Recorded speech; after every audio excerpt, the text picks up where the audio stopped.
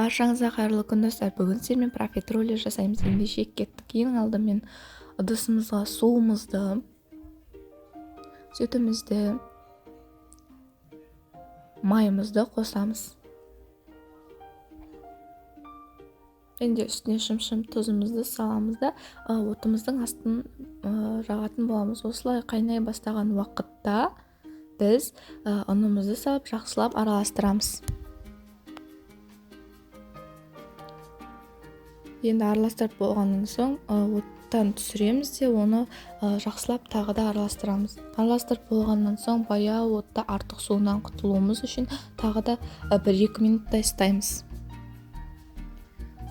Оны араластырып тұрған жақсы, себебі ол астына жабысып немесе қарайып кетуі мүмкін, сондықтан араластырып тұрыңыздар. Енді бөлек ыдысымызға қамырымызды аламыз және де оны ағаш қасықтың көмегімен араластырып тұрамыз. Ол тез суы үшін. Ол суымын дегенше біз кремімізді жасап бастаймыз. Бөлек ыдысымызға 2 дана жұмыртқамызды жарып саламыз.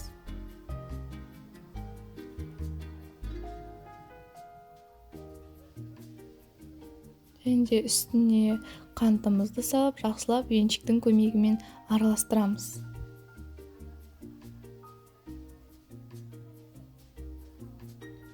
Оны қатты көп араластырып қажет емес. Және де үстіне крахмалымызды қосып араластырамыз. Сіздер ұн немесе крахмалды қосып араластыра берсеңіздер болады. Және де осылай дайын болды. Енді сүтіміздің ысы бастағанын күтеміз. Оны толықтай қайнатпаймыз, ысығанша күтеміз. Осылай қайнауға кішкене қалған уақытта жұмыртқалы массамыздың үстіне азғантай бөлігін қосып жақсылап араластырамыз. Бұл себебі өте қою болғандықтан біздің сүтіміз осылай ысыды. Енді сол жұмыртқалы массамызды қосып тез-тезден араластырамыз, себебі ол жабысып қалмас үшін астына. Менде уже 2-3 минуттай өтті, ол қоюлана бастады. Астына жай қоямыз енді осы уақытта. Тағы да біраз ұстаймыз. Менде қайнатпалы крем дайын болды. Өте керемет болып шығады екен. Және де осылай дайын болған кремімізді бөлек ыдысқа аламыз. Және де бетін пищевая пленкамен жабамыз. Себебі ол беті қаязып қалмас үшін. Біздің қамырымыз суыды. Оның үстіне жұмыртқаларымызды біртіндеп саламыз. Мен каналыма тіркеліп, лайк басып, комментарий жазуды ұмытпаңыздар. Осылай барлық жұмыртқамызды жаймен араластырып отыра саламыз.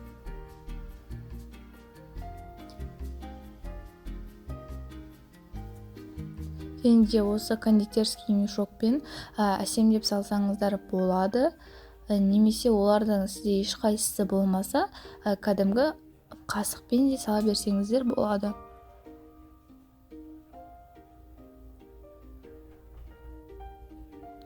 Дәл осылай салып болғаннан соң 180 градуста 20-25 минуттай пісіріп аламыз.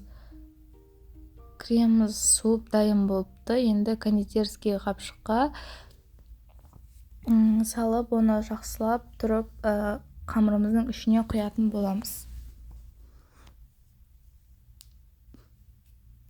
Осылай барлық кремдерімізді құйып шығамыз.